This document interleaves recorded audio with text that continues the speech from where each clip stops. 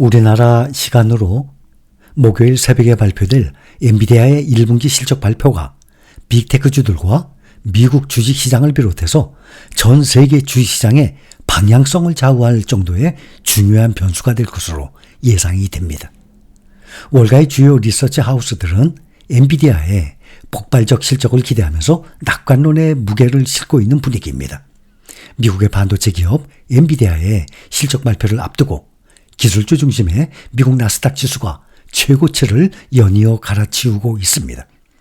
엔비디아의 높은 실적이 예상이 되면서 반도체 기업들의 주식 가격이 껑충 뛰었기 때문입니다.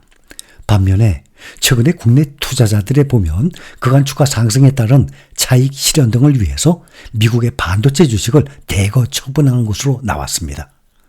예탁 결정원에 따르면 국내 투자자들은 지난주에 16일과 17일에 엔비디아 주식을 8,660만 달러가량을 매도했습니다. 이 기간 매수액은 5,746억 달러가량으로 매도 우위를 보였습니다. 또 같은 기간 필라델피아 반도체 지수 3배로 추정하는 레버리지죠.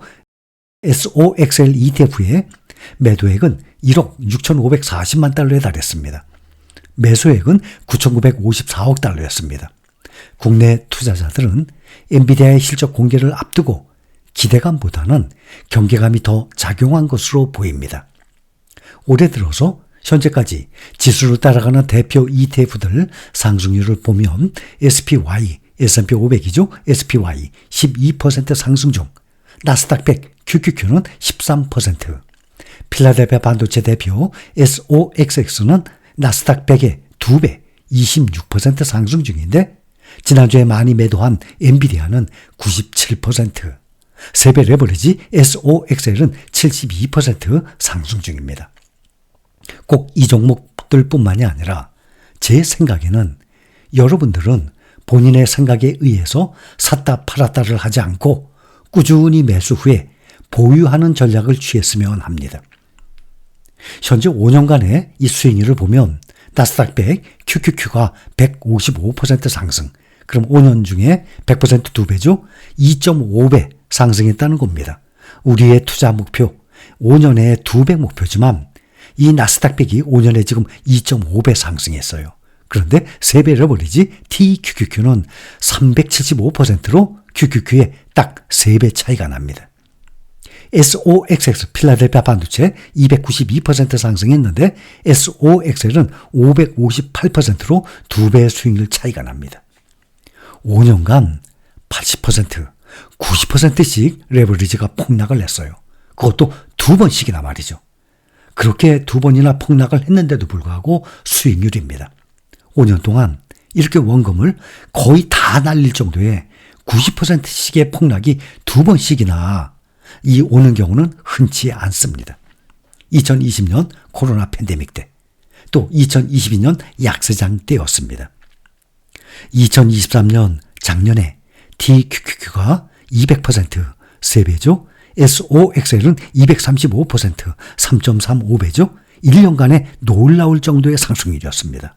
그런데 80%, 90%의 원금이 거의 다 사라질 정도의 이 공포의 기간을 견뎌낸 후의 실적입니다.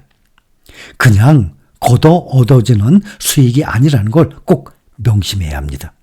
저는 말씀을 드렸지만 이렇게 국내 원화로 투자하는 종목들, 2배 레버리지 종목들 설명드렸죠. 빅테크라든지 또 나스닥 100, 또 필라델피아 반도체 3배는 없고 2배 레버리지 종목들 설명드렸고 투자 중인 분들 계실 겁니다. 또 이렇게 직접 달러로 투자하는 이 종목들, 이렇게 80%, 90%의 공포를 견뎌내지 못하는 사람은 이렇게 1년간, 5년간의 어마어마한 수익률을 맛보지 못할 것입니다. 저는 이 레버리지를 무조건 반대하는 게 아닙니다. 많은 비중을 두는 것은 위험하다고 말씀을 드리는 것입니다. 23년 작년이 예상을 끼고 강세장이었는데 올해부터는 또 아시다시피 금리 인하를 시작하는 해입니다. 또 올해 미국 대선도 있는 해이고 금리 인하를 올해만 하는 것이 아니라 올해부터 약 2년, 3년에 걸쳐서 꾸준히 금리를 내릴 것입니다. 경제 지표에 따라서 상황이 변하겠지만 말이죠. 적어도 3년간은 강세장이 되지 않을까 생각을 하는 것입니다. 그렇다고 여러분들의 나이대가 20, 30대 젊은 나이가 아니지 않습니까? 이미 근로소득이 끊긴 분들도 계신 중장년층입니다. 이렇게 앞으로 근로소득도 얼마 남아있지 않는 분들인데 대부분 무모하게 투자 금액의 반 이상, 과반수 이상 대부분의 금액을 레버리지에 넣는다는 것은 너무나도 위험하다는 생각을 하는 것입니다. 그러나 또 한편으로 생각을 해보면 이 정도의 레버리지 수익률을 놓치고 싶지는 또 않은 기간입니다. 적어도 금리 인하 기간 동안 말이죠. 그러나 주시장의 앞날은 아무도 모르는 일 아니겠습니까? 이 정도의 폭락을 이겨낼 수 있는 사람은 극히 드물어요.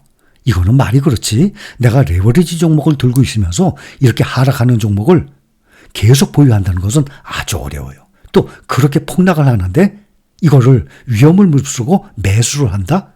지나고 난 다음에 바닥이 언제였는지 알고 바닥 때 매수했다는 것이 정말 좋은 효과이지만 떨어지는 과정에서는 이 떨어질수록 공포가 점점 커지기 때문에 이 떨어지는 과정에 공포에 매수한다는 것 아주 어렵습니다. 주가가 상승해서 수익이 나면 누구 돈입니까? 그건 뭐 당연한 거죠. 100% 본인의 돈이죠.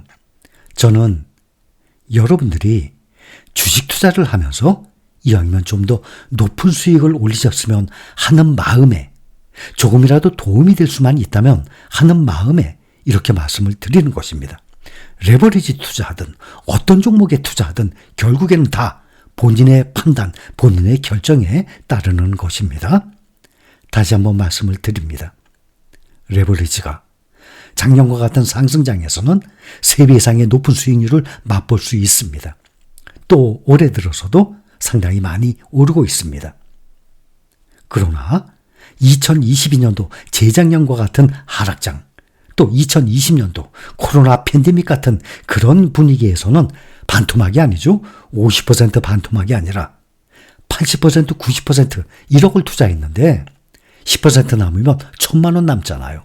1억을 투자했는데 5천만 원이 날아가도 정말 잠을 못 잘 정도인데 8천만 원, 9천만 원 날아갔다고 생각을 해봅시다. 이거는 사람이 견뎌낼 수 있는 그러한 영역이 아닙니다. 그래서 여러분들이 이렇게 8, 90%까지 떨어진다는 것을 꼭 명심하고 또 앞으로 2, 3년간은 금리 인하 기간입니다. 대통령 선거도 있고 그래서 지금 이렇게 좋은 강세장을 우리는 또 놓칠 수는 없는 거 아닙니까? 그래서 특히 여러분들 투자하는 전체 금액에서 10%, 20% 본인이 감당할 수 있는 그 한도 내에서 투자를 말씀드리는 것입니다. 절대 오해가 없었으면 합니다. 레버리지는 떨어질 때 무섭게 떨어집니다. 다시 한번 그것을 기억을 하시고 투자 생활을 하시기 바랍니다.